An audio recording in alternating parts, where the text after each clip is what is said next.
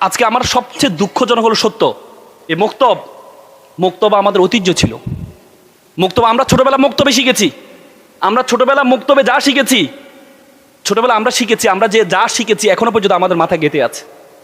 আজকে আমরা বলি যে ছেলে মেয়েরা সম্মান দেয় না, বড়দেরকে সম্মান দেয় না, সালাম দেয় না। কেন দিবে? ছোট মেয়েদের বাচ্চাদেরকে শেখানো হয় না সালাম দিতে হবে, বাচ্চাদেরকে শেখানো হয় না বড়দেরকে দেখলে সালাম দিতে হবে, দাঁড়িয়ে যেতে হবে, শেখানো হয় নাই। আমরা মক্তবে শিখেছি, আমাদের মক্তবে সালাম দিত জোরে করে, আমরা মক্তবে যাওয়ার সাথে সালাম দিতাম জোরে করে। মানুষ দেখলে রাস্তা দিয়ে ছোটবেলা যখন যেতাম রাস্তা দিয়ে বড়দের দেখলে জোরে সালাম দিতাম, কারণ আমাদের মক্তবে শেখানো হইতো মুরব্বী দেখলে জোরে সালাম দিবা। আর এখন বলি যে বড়রা এরা আমাদেরকে সম্মান দেয় না। কেন সম্মান দিবে? কেন সম্মান দিবে? বিজ্ঞান বলে মানুষের 200 বিলিয়ন নিউরন আছে মানুষের মাথায়, 200 বিলিয়ন নিউরন আছে মানুষের মাথায়। তার মধ্যে 100 বিলিয়ন নিউরন যখন তার বয়স 16 বছর হয় তখন 100 বিলিয়ন নিউরন ইনঅ্যাক্টিভ হয়ে যায়। তুরস্কে আমার যাওয়ার সুযোগ, আমি সেখানে দেখেছি তুরস্কের মসজিদগুলোতে লেখা আছে যদি আপনার কোনো মসজিদের পিছন থেকে শিশুদের আওয়াজ যদি না আসে মনে করতে হবে আপনার ভবিষ্যৎ অন্ধকার। আজকে আমরা বাচ্চারা যদি দুষ্টামি করে পিছন থেকে বাচ্চাদেরকে আমরা মেরে মসজিদে বের করি, এই চিৎকার দিয়ে জোরে জোরে ধমক মারি না। আজকে মক্তবগুলাকে এত সুন্দর করতে হবে, খেলনা রাখতে হবে সেখানে। বাচ্চারা শুরুতে সকালে এসে খেলাধুলা করবে, সকালে এসে খেলাধুলা করে তারপরে তাকে মক্তবের কোরআন পড়ানো হবে, তাকে হাদিস পড়ানো হবে। যদি সেটা করা না যায়, যদি সেটা না করা যায় তাহলে ভবিষ্যৎ আর বড় ধরনের আগ্রাসন আমাদের জন্য অপেক্ষা করছে। একসময় বাংলাদেশকে ইন্ডিয়া বলতো যে এটা তালিবানি রাষ্ট্র হয়ে যাচ্ছে, সে তালেবানের সাথে তারা ঐক্য করছে। তার মানে আমরা তেল মাথায় সবসময় তেল ঢালি, কিন্তু এই তেল মাথা ঢালার জন্য যে চুল সেটা আমাদেরকে তৈরি করতে হবে। আমরা সবসময় ভয় পাই যে আমরা যদি ইসলামী স্টেট যদি বাংলাদেশে কায়েম হয় তাহলে ভবিষ্যতে আমরা ইন্ডিয়া আমাদেরকে থাকতে দিবে কিনা। আফগানিস্তানকে থাকতে পারছে না, আফগানিস্তানের সাথে তারা সম্পর্ক করেনি, সুতরাং হতাশ হওয়ার কিছু নেই। আপনারা আপনাদের কাজ করে যেতে হবে, আমরা আমাদের কাজ করে যেতে হবে। আমরা তো আর ইজারে নিনে আল্লাহ থেকে যে আমরা ইসলাম প্রতিষ্ঠা করবই। আমরা আমাদের দায়িত্ব পালন, হাকিমুদ্দিন প্রতিষ্ঠা করার জন্য আমরা আমাদের দায়িত্ব পালন করব। এটা বাস্তবায়ন করার দায়িত্ব কার? আল্লাহ তাআলার। আল্লাহ তো আমাদের জিজ্ঞেস তুমি বাস্তবায়ন করতে পারো নাই কেন? আল্লাহ বলবে তুমি চেষ্টা করো নাই কেন? আজকে দেখেন আপনার জগন্নাথ হলে, ঢাকা বিশ্ববিদ্যালয় জগন্নাথ হলে আজকে এই বুদ্ধিজীবী দিবসে তারা এই বাংলাদেশের যারা আলেম ছিল তাদেরকে মানে তারা রাজাকারকে চেনানোর জন্য তারা দাড়ি টুপিকে অ্যাড্রেস করেছে, দেখেন ছবি এঁকেছে। এটা কিন্তু এখন শুরু হয়নি, এটা আওয়ামী লীগ যখন ক্ষমতা আসার পর থেকে শুরু হয়েছে। হেফাজতে ইসলাম কেন প্রতিষ্ঠা হয়েছে? শাহবাগে গণজাগরণ মঞ্চের নামে তারা ইসলামকে, আমাদের নবীকে এবং ইসলামকে তারা একটা ভয়ঙ্কর রূপ ধারণ দিয়েছে।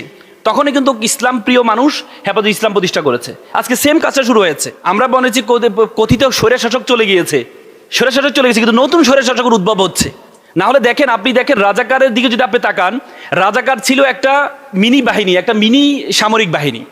তাদের পোশাক ছিল, আমি আপনাদের শত শত ছবি দেখাইতে পারবো, তখনকার ভিডিওগ্রাফি দেখাইতে পারবো। তখনকার কোনো রাজাকারের মুখে কোনো দাড়ি ছিল না, কোনো টুপি ছিল না, কারণ তাদের ড্রেস আপ ছিল, পুলিশের মতো। আমরা যেমন আনসার দ্বারা তাদের কাজ কি সহযোগিতা করা, তেমনি তখনকার পাকিস্তানি বাহিনীকে সহযোগিতা করার জন্য একটা ড্রেস আপ তৈরি করেছে, একটা বাহিনী তৈরি করেছিল। তাদের পোশাক ছিল, তাদের কোনো দাড়ি ছিল না, তাদের কোনো টুপি ছিল না। অথচ বাংলাদেশে আজকে 30-35 বছর আপনি দেখেন যতগুলো মুভি তৈরি হয়েছে, প্রত্যেকটা মুভিতে দেখানো হয় রাজাকার কারা, মসজিদের ইমাম রাজাকার, মুক্তব যে চালায় সে রাজাকার, তারপর দাড়ি টুপিওয়ালা রাজাকার। তার মানে এভাবে গেরিলা মুভিটা আপনি দেখেন, এটাকে বলে মানে কি বলে এলিট আগ্রাসন, এলিট মিডিয়া আগ্রাসন এটাকে বলে। সেভাবে অ্যাড্রেস করা হয়েছে। কিন্তু নতুন বাংলাদেশ আমরা সেটা কখনো সুযোগ দেওয়ার কোনো সুযোগ নেই। আপনি আমার ইসলাম, আমার নবী, এদেরকে যদি আপনি তুচ্ছ তাচ্ছিল্য করেন, এদেরকে যদি আপনি আপনি দেখেন এই কি বলে বাউল না, বাউল যারা বাউল, তো এদের তো কোনো ধর্ম নেই। বাউল শব্দের অর্থ কি? বলে বাউল শব্দের অর্থ পাগল। তো তোমরা পাগল, সব কোনো ধর্মের ক্ষেত্রে পাগল হও না, ইসলামের ধর্মের ক্ষেত্রে তোমরা পাগল হও কেন? আমার নবীকে তুমি ছোট করো, কোরআনের আয়াতকে ছোট করো, হাদিসকে তুমি ছোট করো। যেখানে আল্লাহ তাআলা কোরআনে বলেছেন কেউ যদি কোরআন এবং কোরআনকে কোন আয়াতকে অবমাননা করে সে কাফের হয়ে যাবে। সেখানে তুমি পাগল হও না, তুমি তো পাগল হইয়া খ্রিস্টান ধর্মকে গালি দাও না, তুমি পাগল হয়ে বৌদ্ধ ধর্মকে গালি দাও না, তুমি পাগল হয়ে হিন্দু ধর্মকে গালি দাও না, তুমি গালি দাও কাকে? মুসলমান ধর্মকে। তুমি গালি দাও কাকে? আমাদের নবীকে। আর আমাদের বর্তমানে যারা আপকামিং ক্ষমতা আসতে চায় তারা তাদেরকে সাপোর্ট করছে। তারেক রহমান সাহেবকে শুধুমাত্র ফেসবুকে একটা কমেন্ট করার কারণে তার বিরুদ্ধে মামলা হয়েছে। তারেক রহমান সাহেবকে অবমাননা করলে যদি মামলা হয়, তাহলে আমার নবী, আমার খোদাকে যদি অপমান করে তাহলে তার বিরুদ্ধে মামলা হবে, আর আপনারা তাদের পক্ষে নিবেন? এ বাংলাদেশ আমরা চাই না, এ বাংলাদেশ আমরা চাই না। আমরা সংস্কৃতির সম্মান করি, যারা ইসলামকে ওন করে তারা সংস্কৃতির সম্মান করে। ইসলামকে তারা এমনভাবে অ্যাড্রেস করে বলা হয় তাকে ইসলামটা হচ্ছে কি, ইসলামে কোনো রাজনীতি নেই। ইসলামে যদি রাজনীতি না হয় তাহলে আপনি কেন বলেন মদিনার সনদ, মদিনার মতো মদিনার ইসলাম চাই? তাহলে মদিনা কি ইসলামী স্টেট ছিল না? আল্লাহ রাসূলকে সে স্টেটের প্রধান ছিল না? মদিনার সনদ কি কনস্টিটিউশন ছিল না? পৃথিবীর ইতিহাসে প্রথম কনস্টিটিউশন ছিল মদিনা সনদ। প্রধান ছিল কে? পৃথিবীর ইতিহাসে সেরা মানব হযরত মুহাম্মদ মুস্তাফা সাল্লাল্লাহু আলাইহি সাল্লাম। ইনি সেরা মানব, এটাকে আমরা বলছি, শুধু আমরা বলি নাই। মাইকেল এচ হার্ট, তিনি একজন খ্রিস্টান লেখক, আমেরিকান খ্রিস্টান লেখক। তিনি একটা বই লিখেছেন 100 influential person history of the world. পৃথিবীর ইতিহাসে যারা মানব সভ্যতার ইতিহাসে প্রভাব ফেলেছেন এমন 100 জন নিয়ে উনি একটা বই লিখেছেন। উনি খ্রিস্টান, তার প্রথমে রেখেছেন। উনি সিরিয়াল করেছেন এভাবে ইম্প্যাক্টের দিক থেকে কার সবচেয়ে বেশি বড় ইম্প্যাক্ট আছে তাকে উনি সিরিয়ালে প্রথমে রেখেছেন আমাদের নবী হযরত মুহাম্মদ মুস্তাফা সাল্লাল্লাহু আলাইহি সাল্লামকে। সেকেন্ড রেখেছেন নিউটনকে, দ্বিতীয় রেখেছেন নিউটনকে। অথচ নিউটনের আপনি কয়টা উক্তি পাবেন? তার 100টা উক্তি পাবেন, 1000 উক্তি পাবেন। আর আমাদের নবীর পৃথিবীর ইতিহাসে একমাত্র মানুষ যে কিভাবে হেসেছেন, যে কিভাবে কেঁদেছেন, যে কিভাবে ঘুমিয়েছেন, যে কিভাবে স্ত্রীর সাথে কথা বলেছেন, সে কিভাবে গরিবের সাথে কথা বলেছেন, শিশুর সাথে কথা বলেছেন। আমি ওই দিন একটা হাদিস পড়ে অবাক হয়ে গিয়েছিলাম। আল্লাহ রাসূল বাচ্চাদেরকে নিয়ে, এতিমদেরকে নিয়ে খেলছিলেন, বাচ্চাদেরকে নিয়ে খেলছিলেন। এমন সময় একজন এসে আমার বাবাটা কোথায়, মানে তার সন্তানকে ডাকছে, আমার বাবাটা কোথায়, আমার ছেলেটা কোথায়? আল্লাহ রাসূল বলছে তুমি এভাবে আমার ছেলে বলবা না। বলে কি, কেন ইয়া রাসূলুল্লাহ? বলে তুমি যদি আমার ছেলে বলো এখানে এতিম আছে, তারা কষ্ট পাবে, তাদের বাবা নেই। কি নবী ছিল এটা? কি নবী ছিল যে একটা এতিমের চিন্তা করতেন? এতিমটা কেমন ছিল? এতিমের চিন্তা করতেন। যে রাসূল বলছেন মান লাইসা মাল্লাম ইউরহামাস সাগীরা ওয়া লাম ইউকরু কাবীরানা ওয়া লাইসা মিন্না। তুমি আমার উম্মত নয় যদি বড়দেরকে শ্রদ্ধা না করো, ছোটদেরকে স্নেহ না করো। It's a religion, it's a religion. Say Michael H heart প্রথমে রেখেছেন আল্লাহ রাসূলকে। আল্লাহ রাসূল, ইমাম বুখারী, আমার যাওয়ার সুযোগ হয়েছে বোখারা শহর, উজবেকিস্তানের বোখারা শহরে আমার যাওয়া শুরু হয়েছে। ইমাম বুখারী 6 লক্ষ হাদিস বর্ণনা করেছে, 6 লক্ষ। তো সেই নবীর সম্বন্ধে এবং মাইকেল এচ হার্ট বলেছেন he is the only one person, he is successful not only religious life as well as the secular life. একমাত্র ব্যক্তি যে ধর্মীয় জীবনে সফল হয়েছেন সাথে সাথে সেকুলার জীবনে সফল হয়েছে, একমাত্র ব্যক্তি হযরত মুহাম্মদ মুস্তাফা সাল্লাল্লাহু আলাইহি সাল্লাম। বার্নার্ড রাসেলের নাম শুনেছেন? বার্নার্ড রাসেল সবসময় বলতো বিয়ে শাদী করো না, কিন্তু উনি নিজে বিয়ে করেছেন 3টা। তো তাকে জিজ্ঞেস করা হলো যে আপনি তো সবসময় বলতেন বিয়ে শাদী করো না, এখন আপনি বিয়ে করলেন 3টা। বললে যে what I say this is my philosophy and what I do this is my believe, this is my family. যেটা আমি বলি সেটা আমার ফিলোসফি, আর যেটা আমি করি এটা আমার ব্যক্তিগত জীবন। তার মানে তার ব্যক্তিগত জীবন এবং ফিলোসফি জীবন এক নয়। আমাদের নবীর ছিল ব্যক্তিগত জীবন এবং এই জীবন। কি নবী? আমরা বলি শিশুদের জন্য সবচেয়ে বেশি কাজ করে নাকি বামরা, অথচ নবী করিম সাল্লাল্লাহু আলাইহি ওয়াসাল্লাম শিশুদের জন্য প্রোটেকশন দিয়েছেন। একটা শিশু যখন জন্মের আগ থেকে প্রোটেকশন দিয়েছেন ইসলাম। জন্মের আগ থেকে আমরা দোয়া পড়ি কি, রাব্বি হামলি মিনাস সলিহিন, হে আল্লাহ তুমি আমাকে একটা নেক সন্তান দাও। সন্তান যখন পেটে আসে তখন ইসলাম তাকে প্রোটেকশন দিয়েছে। মাকে বলেছে যদি তোমার সন্তান পেটে আসে, তোমার সন্তানের যদি ক্ষতি হয়, তাহলে তুমি ইসলামের সবচেয়ে বড় ইবাদত রোজা রেখো না তুমি। তার চেয়ে বড় প্রোটেকশন আর কি? বলছে তুমি ইবাদত করো না, তোমার যদি সমস্যা হয়, সন্তানের ক্ষতি হয়, তাহলে তুমি কি রোজা ভাঙ্গো। সুযোগ দিয়েছে ইসলাম। তার মানে কি পেটে তাই দিয়েছে। তারপরে যখন জন্মগ্রহণ করে তখন আমাদের কি বলেছে, হাউলাইনে কামেলাইনে, বলে নাই কি তুমি 2 বছর পর্যন্ত কি খাও, দুধ খাওয়াও। তার চেয়ে বড় প্রোটেকশন আর কি? তার চেয়ে আর বড় প্রোটেকশন কি? অথচ সেটা আমরা অ্যাড্রেস করি না। আজকে আমার সবচেয়ে দুঃখজনক হলো সত্য, এই মুক্তব আমাদের ঐতিহ্য ছিল। আমরা ছোটবেলা মুক্তবে শিখেছি। আমরা ছোটবেলা মুক্তবে যা শিখেছি, আমরা যে যা শিখেছি এখনো পর্যন্ত আমাদের মাথায় গেঁথে আছে। আজকে আমরা বলি যে ছেলে মেয়েরা সম্মান দেয় না, বড়দেরকে সম্মান দেয় না, সালাম দেয় না। কেন দিবে? ছোট মেয়েদের বাচ্চাদেরকে শেখানো হয় না সালাম দিতে হবে, বাচ্চাদেরকে শেখানো হয় না বড়দেরকে দেখলে সালাম দিতে হবে, দাঁড়িয়ে যেতে হবে, শেখানো হয় নাই। আমরা মুক্তবে শিখেছি। আমাদের মুক্তবে সালাম দিত জোরে করে, আমরা মুক্তবে যাওয়ার সাথে সালাম দিতাম জোরে করে। মানুষ দেখলে রাস্তা দিয়ে ছোটবেলা যখন যেতাম রাস্তা দিয়ে বড়দের দেখলে জোরে সালাম দিতাম, কারণ আমাদের মুক্তবে শেখানো হইতো মুরব্বী দেখলে জোরে সালাম দিবা। আর এখন বলি যে বড়রা এরা আমাদেরকে সম্মান দেয় না। কেন সম্মান দিবে? বিজ্ঞান বলে মানুষের 200 বিলিয়ন নিউরন আছে মানুষের মাথায়। 200 বিলিয়ন নিউরন আছে মানুষের মাথায়। তার মধ্যে 100 বিলিয়ন নিউরন যখন তার বয়স 16 বছর হয় তখন 100 বিলিয়ন নিউরন ইনঅ্যাক্টিভ হয়ে যায়। ছোটবেলা আপনি যদি তাকে শিখান, তার মধ্যে যদি বদনতা শিখান, তার মধ্যে যদি ধর্ম শিখান, ছোটবেলা আপনি যা শিখাবেন পুরো জীবনটা সেভাবে পরিচালনা করবে। আপনি শুরুতে গাছ লাগালেন বাঁকা, এরপরে সবাই মিলে এসে যখন বড় হইলো, বাঁকা বড় হইলো, সবাই মিলে টেনে সোজা করতে পারবেন? গাছ তো আমার ঘরে ঢুকে যাচ্ছে, আসেন সবাই মিলে সোজা করি, পারবেন? কারণ আপনি ছোটবেলা বাঁকা তৈরি লাগিয়েছেন। আজকে কেন ঐশী তৈরি হচ্ছে আমাদের দেশে? কেন বাবা মাকে হত্যা করছে কেন? কারণ আমরা তাকে শিখাই নাই। ইসলামে শিখিয়েছে, ইসলামে শিখিয়েছে ওয়াকফিদ লাহুমা জানাউযুল মিনার রাহমা ওয়াকুল রাব্বিরহামহুমা কামা রাব্বায়ানি সাগীরা। হে আল্লাহ, আমি আমার মা বাবা আমাকে যেভাবে লালন পালন করছি, আমরা মা বাবাকে সেভাবে লালন করো। আল্লাহ তাআলা কোরআনে কি বলেছে? ওয়ালা তাকুল্লাহুমা উফি ওয়ালা তানহারহুমা ওয়াকুল্লাহুমা কাউলান কারীম। উফ শব্দ দিয়ে পর্যন্ত ব্যবহার করো না। ইসলাম শিখিয়েছে, কোরআন শিখিয়েছে আমাদেরকে। আজকে আমরা বলি, আজকে কিছুদিন আগে আমি কোর্টে দেখলাম একটা মেয়ে তার মা বাবার বিরুদ্ধে মামলা করতে আসছে, ইংলিশ মিডিয়ামের মেয়ে। তার কারণ কি? বাঁকা লাগিয়েছে ছোটবেলায়, বাঁকা লাগিয়েছি। আজকে বড় ধরনের আগ্রাসন শুরু হয়েছে আমাদের দেশে। আজকে ছোটবেলা প্রি ক্যাডেট স্কুলগুলো ব্র্যাক, তার 30,000 স্কুল আছে, সবগুলো সকাল থেকে শুরু করে। তারা ক্যাডেট স্কুল যেগুলো, কিন্ডার গার্ডেন স্কুলগুলো সকাল থেকে শুরু করে। কারণ কি? যাতে মুক্তবে না যেতে পারে, যাতে মুক্তবে না যেতে পারে। আচ্ছা, আমরা অসভ্য বলি। আপনি আয়ারল্যান্ডের দিকে যান, আয়ারল্যান্ডের 90% তাদের যে প্রাথমিক স্কুলগুলো আছে, আয়ারল্যান্ডের 90% স্কুলগুলো পরিচালনা করে ক্যাথলিক চার্চরা। ক্যাথলিক চার্চরা তাদের স্কুলগুলো পরিচালনা করে। এবং কি, কেউ যদি প্রাথমিক শিক্ষক হওয়ার জন্য আবেদন করতে চায়, তাকে বলা হয় তাকে একটা সার্টিফিকেট লাগে, certificate of religious study, CRS, একটা সার্টিফিকেট লাগে। অথচ আমরা শিক্ষকরাই জানে না, শিক্ষকরাই জানে না ইসলাম, তারা কি ইসলাম শিক্ষা দিবে? আজকে কয়টা আপনারা, আজকে এখান থেকে আমি বলছি মক্তবের ক্ষেত্রে, আমাদের বর্তমানে বাংলাদেশে প্রায় 3 লক্ষ মসজিদ আছে। স্কুল যদি ব্র্যাকেট 30,000 হয়, আপনার মসজিদ আছে কত? 3 লক্ষ। 17 লক্ষ ইমাম এবং মসজিদ আছে। বাংলাদেশের গ্রাম কয়টা? গ্রাম বাংলাদেশে কয়টা? 90,000 গ্রাম। 90,000 গ্রাম যদি 3 লক্ষ মসজিদ থাকে, তাহলে প্রত্যেকটা গ্রামে কয়টা করে মসজিদ পড়ে? 4টা করে মসজিদ পড়ে। প্রত্যেকটা মসজিদে আপনি মক্তব চালু করেন, তাহলে একটা শিশু আপনার মক্তবের কোরআন হাদিসের বাইরে যাবে না। একটা শিশু আপনার কোন হাদিসের বাইরে যাবে না। আমার রাসূল কি শিখিয়েছেন? রাসূল আমাদের আসাবে সুপ্পা মসজিদে নববীতে ছিল। আমার গিয়েছিল, আমি দেখেছি মসজিদে নববীতে ছিল। সে মসজিদে নববীতে কি শিখিয়েছেন? সেটা তো পৃথিবীর ইতিহাসে প্রথম, ইসলামের ইতিহাসে প্রথম মক্তব, প্রথম মাদ্রাসা সেটা। সেখান থেকে শিক্ষা গ্রহণ করে আবু হুরায়রা রাদিয়াল্লাহু তাআলার মতো ব্যক্তি হয়েছে। আবু হুরায়রা কে ছিলেন? মাত্র 3 বছরে 5,374টা হাদিস বর্ণনা করেছেন। নাম ছিল আব্দুর রহমান। কিন্তু বিড়াল নিয়ে দুষ্টামি করতেন। আল্লাহ রাসূল ডাকিয়ে বলল যে, এ আবু হুরায়রা, হে কি বিড়ালের বাপ, এটাকে ওন করে নিয়েছেন। একবার বালুতে শুয়ে আছেন, আল্লাহ রাসূল বলছে, এ আবু তোরাব, এ বালুর বাপ। নাম হয়ে গেছে আবু তোরাব।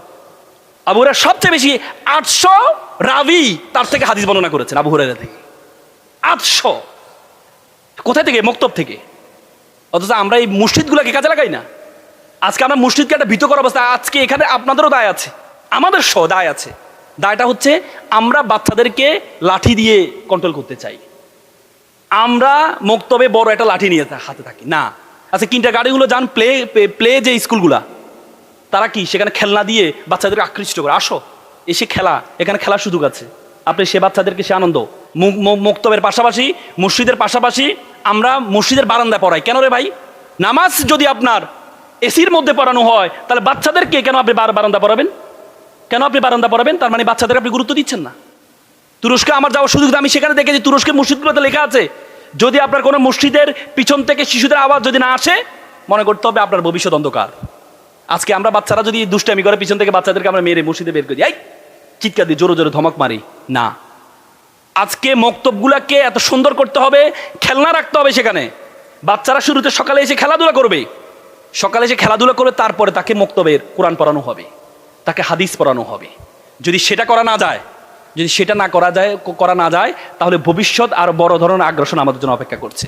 আজকে যত শত শত স্কুলগুলো আছে, আপনি স্কুলগুলো দেখেন, কত শত শত স্কুল, কয়টা মাদ্রাসা।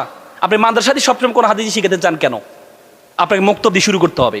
প্রত্যেকটা গ্রামে যদি 4টা মসজিদ থাকে, 4টা থেকে আজকে দেখেন আপনি প্রি ক্যাডেট স্কুল যেগুলো আছে, ইংলিশ মিডিয়াম স্কুলগুলো আছে, ব্র্যাক আছে, তারা প্রত্যেকটা ঘরে ঘরে যায় তাদেরকে গুরুত্ব শেখায়। আসো তোমরা আমার স্কুলে ভর্তি হও। কেন? কোনো ইমামকে আপনি দেখেছেন, কোনো মুয়াজ্জিনকে আপনি দেখেছেন ঘরে ঘরে যেতে, যে আসেন আপনার ছেলেকে মুক্তবে পড়ান, যেতে দেখেছেন? না, আমরা মনে করি আমরা বসে থাকবো, সবাই আসবে। না, এটা কাউমি মাদ্রাসা না। আপনি বসে থাকবেন, সবাই আপনার কাছে আসবে। আপনাকে যেতে হবে। যদি শিশুদের ভবিষ্যৎকে ভালো করতে হয়, তাহলে আমাদেরকে যেতে হবে, প্রত্যেককে, আমি ইনক্লুডিং মি। যেতে হবে, গিয়ে গুরুত্ব বুঝাইতে হবে, মা বাবাকে বুঝাইতে হবে। মনে রাখবেন, কোনো মসজিদের ইমাম, আজকে বাংলাদেশে বৃদ্ধাশ্রম বেড়ে যাচ্ছে, কোনো মসজিদের ইমামের মা বাবা বৃদ্ধাশ্রমে নেই। তা আপনাকে বুঝাইতে হবে কোনো মাওলানার মা বাবা বৃদ্ধাশ্রমে নেই। আপনাকে বুঝাইতে হবে, আপনি যদি সন্তানকে শুরুতে কোরআন হাদিস শিক্ষা না দেন, তাহলে আপনার জন্য বৃদ্ধাশ্রম অপেক্ষা করছে। সে মোটিভেশন দেন, আপনি গিয়ে প্রত্যেকটা ঘরে ঘরে যান, গিয়ে তাদেরকে মুক্তমুখী করেন। আপনারা বলে আমরা অর্থের সংকটে দিয়ে থাকি, অর্থ সংকটে দিয়ে তাকাবেন না। অর্থের সংকট আল্লাহ ব্যবস্থা করে দিবে আপনাদেরকে। অনেক বিত্তমান লোক আছে, আপনারা শুধু উদ্যোগ গ্রহণ করেন। আপনারা এক বছরে একটা ঘোষণা দেন, আমি আজকে মনিরুজ্জামান ভাইকে বলছি, আমি ফান্ড ব্যবস্থা করে দিব। উনি যদি এমন একটা ঘোষণা দেয় যে আগামী এক বছর যারা মুক্তব থেকে কোরআন হাদিস শিখবা তাদের জন্য একটা সাইকেল দেওয়া হবে, আমি সেই ফান্ড ব্যবস্থা করে দিব। যদি মনিরুজ্জামান ভাই সেই উদ্যোগ গ্রহণ করে, কোনো সমস্যা হবে না, আপনি সেই উদ্যোগটা গ্রহণ করেন। যদি সেটি না করতে পারেন, তাহলে আগামীর বাংলাদেশ আপনি ইসলামের বাংলাদেশ পাবেন না। ষড়যন্ত্র শুরু হয়েছে আমাদের ইসলামের বিরুদ্ধে, মিডিয়া আগ্রাসনের সাথে বড় ধরনের ষড়যন্ত্র শুরু হয়েছে। যখন কোল্ড ওয়ার হয়েছে, রাশিয়া ছিল সুপার পাওয়ার, পৃথিবীর সবচেয়ে বড় রাষ্ট্র, পৃথিবীর একটা মহাদেশের সমান যে রাষ্ট্রটি, সেটা তো রাশিয়াকে হারিয়ে যখন আমেরিকা জয়লাভ করলো, তখন তার আমেরিকার একজন এই দার্শনিক ছিলেন হান্টিংটন। তার একটা বই আছে, আপনারা পড়বেন, ক্লাশ অফ সিভিলাইজেশন। তিনি সবাই আনন্দ করছে, রাশিয়াকে হারিয়েছি, তিনি মন খারাপ করে বসে আছেন। সবাই বলে আপনার মন খারাপ কেন? তিনি বলছেন আমার মন খারাপ কারণ আমাদের সভ্যতার পতন হবে, আমেরিকার পতন, আমাদের পতন হবে। আমরা পৃথিবীর সবচেয়ে বড় রাষ্ট্রকে পরাজিত করছি, আমাদের পতন হবে। বলে ইয়েস, আপনাদের পতন হবে। কিভাবে আমাদের পতন হবে? বলে যে আপনাদের পতন হবে মুসলিম যুবকদের হাতে। তখন আমেরিকা শুরু করলো, যদি মুসলিম যুবকদের হাতে যদি আমাদের পতন হয়, তাহলে এই যুবককে ধ্বংস করে দিতে হবে। এই যুবককে ধ্বংস করে তারা দুইটা পলিসি গ্রহণ করে। এক হচ্ছে কাটা দিয়ে কাটা ফোয়া, ইসলাম দিয়ে ইসলামকে ধ্বংস করা। আরেকটি হচ্ছে যুব সমাজের নৈতিকতা নষ্ট করে দিতে হবে। নৈতিকতা নষ্ট করার জন্য ইন্টারনেটকে অ্যাভেলেবেল করে দিতে হবে। তারা আমাদের হাতে ইন্টারনেটকে অ্যাভেলেবেল করে দিয়েছে। কেউ যদি ইন্টারনেটে পর্নোগ্রাফিতে আসক্ত থাকে, সে কখনো কোরআন হাদিস পড়বে না। আপনি দেখেন, পর্নোগ্রাফির পর্ন যতগুলো সাইট আছে, সবচেয়ে বেশি ব্রাউজিং করা হচ্ছে মুসলিম রাষ্ট্রগুলো। তার মধ্যে প্রথম হচ্ছে পাকিস্তান, দ্বিতীয় হচ্ছে বাংলাদেশ। পর্নোগ্রাফির সাইটগুলোতে ব্রাউজিংয়ের ক্ষেত্রে, তার মানে তাদের যে পলিসি, যে এদের নৈতিকতা ধ্বংস করে দিতে হবে। যদি এদের নৈতিকতা ধ্বংস করে দেওয়া যায়, তাহলে এরা কি করবে না? এরা কোরআন হাদিসের দিকে ঝুঁকবে না। আরেকটি হচ্ছে কাটা দিয়ে কাটা ফোয়া, মানে ইসলাম দিয়ে ইসলামকে ধ্বংস করা। আপনি দেখেন না, এক আলেম আরেক আলেমের পিছনে লেগেছিল এতদিন পর্যন্ত। আলহামদুলিল্লাহ, এখন এটা সুন্দর হয়েছে, আমাদের মধ্যে একটা ঐক্য হয়েছে। এক আলেম আরেক আলেমের বিরুদ্ধে দলিন নাকি জোয়াল্লিন, কোথায় হাত বাঁধে কোথায় এ বাঁধে, এটা নিয়ে না। বামদের মধ্যে আমি অনৈক্য কখনো দেখবেন না, অথচ আমাদের আলেমদের মধ্যে আমরা যত অনৈক্য। ভুলের ঊর্ধ্বে কেউ নয়। যদি ভুলের ঊর্ধ্বে যদি সকলের সমান হইতো, তাহলে চারটা মাযহাব হইতো না। চারটা মাযহাব প্রত্যেকটাই সত্য। কেন হয়েছে? আমাদের মধ্যে চিন্তার ভিন্নতা থাকবে। ইউনিটি ইন ডাইভার্সিটি, বৈচিত্র্যের মধ্যে ঐক্য। আপনার ভালোটা আমি অন করবো, আমার খারাপটা দরকার নেই, আপনার ভালোটা প্রত্যেকের ভালোটা অন করে আমরা ঐক্য করতে পারি। এই ঐক্য করলে তারা যে কাটা দিয়ে কাটা ফোয়া, সে ধ্বংস সেটা করতে পারবে না। এজন্য আজকের এই যে সুন্দর আয়োজন, আমি খুব চমৎকৃত হয়েছে। মনিরুজ্জামান ভাই, না মনির মানি তো হচ্ছে লাইটিং, একটা ল্যাম্প, একটা প্রজ্বলিত আলো। জামান মানে পৃথিবীর প্রজ্বলিত আলো। আমি তো মনে করি মুক্তব জগতে, ইসলাম জগতে একটা প্রজ্বলিত আলো চেষ্টা শুরু করেছেন উনি। ওনার যতটুকু সামর্থ্য আছে শুরু করেছেন। প্রত্যেকের জায়গা থেকে আমরা শুরু করি, প্রমোট করি আমরা একে অপরকে। আজকে আমার আরো 2টা প্রোগ্রাম ছিল, তারপর আমি এখানে আসছি শুধু করে আমার ভাইকে উৎসাহ দেওয়ার জন্য। আমার একটু পরে এনটিভিতে আমার টক শো আছে, কিন্তু আমি এখানে আসছি শুধুমাত্র ভাইকে উৎসাহ দেওয়ার জন্য। শুরু করেছে ওনারা শুরু করেছে। এই জন্য বলি যে আমাদের ইসলামের মতো এত সুন্দর, ইসলামের মতো এত রিচ একটা রিলিজিয়ন, একটা জুতা সেলাই থেকে রাষ্ট্র পরিচালনা পর্যন্ত প্রত্যেকটা জিনিস আমাদের কোরআন হাদিসে আছে। আল্লাহ রাসূল কি বলেছে? বিদায়তের ভাষণে, শেষ ভাষণে কি বলেছে? সর্বশেষ পরামর্শ কি ছিল? তারাকতু ফিকুম আমরাইন লান তাদুল্লু মা তামাসসাকতু বিহিমা কিতাবুল্লাহি ওয়া সুন্নাতুর রাসূল। I have given the two things. One is a Quran and another the Sunnah. If you follow the both things, you won't lose your way. তুমি কখনো তোমার পথ হারাবে না। তো সুতরাং আজকে আমরা এই সুন্দর আয়োজনের মাধ্যমে ইসলামের মতো এত সুন্দর জিনিস আমরা মানুষের কাছে উপস্থাপন করতে হবে। যদি আমরা মানুষকে উপস্থাপন করতে না পারি, তাহলে ইসলামটাকে সবসময় বলা হবে মোল্লাদ্দর মুর্শিদ পর্যন্ত না। একটা মোল্লারা আফগানিস্তান দেখিয়ে দিয়েছে, তাদের কারেন্সি এখন হাই কারেন্সিতে পরিণত হয়েছে। আফগানিস্তানকে এখন বিভিন্ন দেশ অনুসরণ করছে, অথচ এতদিন তাদেরকে বলতো যে এরা হচ্ছে কি, এরা হচ্ছে তালেবান, এরা হচ্ছে ধর্মান্ধ। মধ্যযুগকে ধর্মান্ধের যুগ কেন বলা হয়? ইংল্যান্ডের শিক্ষা কমিশনের চেয়ারম্যান ছিল স্টিভেন হিল। 40 বছর এই ইংল্যান্ডের কোনো ধর্ম ছিল না, শিক্ষা ব্যবস্থা কোনো ধর্ম ছিল না। স্টিমলি হিল একদিন চিৎকার করে বলছিলেন, if you teach your children 3 years, তুমি যদি তোমার সন্তানকে 3টা শিক্ষা দাও, রিডিং, রাইটিং, আর্থমেটিক, তুমি যদি তোমার সন্তানকে 4র্থ 8টি শিক্ষা দিতে বলে যাও, দ্যাট ইজ আ রিলিজিয়ন, তাহলে তুমি তোমার সন্তান থেকে 5ম 8টি পাবা, রেস্কেলিটি, বর্বরতা, বর্বরতা, বর্বরতা। আজকে প্রত্যেকে ধর্মের কাছে গিয়েছে, প্রত্যেকে আজকে ধর্মের কাছে গিয়েছে। আজকে আমেরিকা তারা বাইবেলের উপর হাত দিয়ে তারা শপথ গ্রহণ করে, আর আমরা কোরআনের উপর হাত দিয়ে শপথ গ্রহণ, বিসমিল্লাহ যদি আমাদের সংবিধানে থাকে, এটা নিয়ে অনেক কথা। কিসের ধর্ম নিরপেক্ষতা দেখান? ধর্ম নিরপেক্ষবাদের একমাত্র পলিসি হচ্ছে ইসলাম বিদ্বেষ, ইসলাম বিদ্বেষ, আর কিছু না। ইন্ডিয়াকে বলো ধর্ম নিরপেক্ষ রাষ্ট্র, ধর্ম নিরপেক্ষ রাষ্ট্র, তাহলে বাবরি মসজিদে আক্রমণ হয়? বাবরি মসজিদ, পৃথিবীর সব দেশ মাটির নিচে খুনি পায়, আর ইন্ডিয়া একমাত্র দেশ যারা মাটির নিচে কি পায়? মন্দির পায়। কি রে ভাই, তো বাবরি মসজিদের এখানে নাকি মাটির নিচে মন্দির ছিল, রাম নাকি তৈরি করে গেছে, রাম নাকি তৈরি করে গেছে। এই জন্য আল্লাহর ওয়াস্তে ভাইদেরকে আপনাদেরকে বলবো, এখন বাবরি মসজিদ তৈরি করার হচ্ছে, সবাই একজন তো দেখলাম যে পায় নিজেই কত কোটি টাকা করলো, 80 কোটি টাকা দান করলো। আলী রাদিয়াল্লাহু বলেছেন যে দারিদ্রতা এটা যদি কারো নাম হইতো আমি তার হত্যা করতাম, কারণ দারিদ্র মানুষ কষ্ট পায়। আল্লাহ রাসূল বলেছেন দারিদ্রতা মানুষকে কি কাফেরের দিকে ধাবিত করে। তো সুতরাং সম্পদ উপার্জন করতে হবে, সম্পদ উপার্জন করতে হবে। ব্রিটিশরা আমাদের মাথার মধ্যে ঢুকিয়ে দিয়েছে, ব্রিটিশরা 200 বছর শাসন করে আমাদের মাথার মধ্যে ঢুকিয়ে দিয়েছে যে ছেঁড়া কাঁথায় শুয়ে লাখ টাকা স্বপ্ন দেখো না। দেখবেন আমাদের শিক্ষা ব্যবস্থার মধ্যে দেখবেন কি জানেন, যে কি বলে কেরানি পদে চাকরির জন্য আবেদন। আমাদেরকে শেখানো হয় যে 1 কেজি দুধের মধ্যে 2 কেজি পানি দিলে সেটা পরিমাণ কত হবে, বুঝেন নাই? তার মানে তারা আমাদেরকে সিইও পদে আবেদন শিখায় না, এমডি পদে আবেদন শিখায় না। আমাদের যারা আলেম সমাজ আছে, আমরা নিজেকে ছোট মনে করি। আমি কয়েকদিন আগে আফ্রিকায় গিয়েছিলাম, আফ্রিকায় আমি দেখেছি আফ্রিকার সেখানে এই কি বলে একটা মাসা, পৃথিবীর সবচেয়ে বড় সাফারি, 500 কিলোমিটার ধরে মাসাই মারা সাফারি, আমার সেখানে যাওয়ার সুযোগ হয়েছে। সেখানে দেখেছি বন্য প্রাণীগুলো কি করে, ন্যাচারাল ভাবে কি করে তারা। সিংহ দেখলাম, সিংহ যে এলাকা থাকে আশেপাশে কোনো প্রাণী থাকে না, বাঘ যে এলাকায় আশেপাশে কোনো বাঘ থাকে না। আপনি বলেন সিংহ বাঘ আমাদের কি উপকারে আসে? অথচ আমরা কাউকে যখন সুনাম করি, এই যে সিংহের বাচ্চা, বাঘের বাচ্চা, অথচ গরু আমাদের উপকারে আসে, দুধ দেয়। কুকুর আমাদের উপকারে আসে, আমাদের পাহারা দেয়। আমরা কখন কুকুরের বাচ্চা বলি, গাধার বাচ্চা বলি, গাধা অথচ বহন করে বলি। আমরা কি বলি? বাঘের বাচ্চা। আমরা কি বলি? সিংহের বাচ্চা। কেন বলি? সিংহ আমাদের, আপনি বাঘের দুধ কখনো নিয়ে খেতে পেরেছেন? হ্যাঁ, কিন্তু গরু তো আপনাকে দুধ দেয়, কিন্তু গরুর বাচ্চা বলে তো আপনি রাগ করেন, বাঘের বাচ্চা বলে আপনি রাগ করেন না কেন? কারণ সিংহ মনে করে, সিংহ একটা আওয়াজ দিলে 1.5 কিলোমিটার পর্যন্ত শোনা যায়। সিংহ নিজেকে রাজা মনে করে, এই জন্য রাজা। আজকে আলেমদেরকে রাজা মনে করতে হবে, আল্লাহ রাসূল আহলুল কোরআন ও আহলুল্লাহ, যারা কোরআনের আহল তারা আল্লাহর পরিবারের সদস্য। আপনি আল্লাহর পরিবারের সদস্য, আপনি নিজেকে ছোট মনে করেন কেন? খায়রুকুম মান তাআল্লামাল কোরআন ওয়া আল্লামাহু, the best among you who teach the Quran and who learn the Quran. যে কোরআন শিক্ষা দেয় এবং যে কোরআন শিক্ষা অর্জন করে, সে হচ্ছে, আল্লাহ রাসূল বলেছে সে হচ্ছে কি বেস্ট ওয়ান। আর আমরা নিজেকে ছোট মনে করি। এই জন্য আমরা আলেমদেরকে বড়ভাবে নিয়ে আগাইতে হবে। সুতরাং আর কথা বাড়াবো না, সকলে ভালো থাকবেন, সুস্থ থাকবেন। আসসালামু আলাইকুম ওয়া রাহমাতুল্লাহ।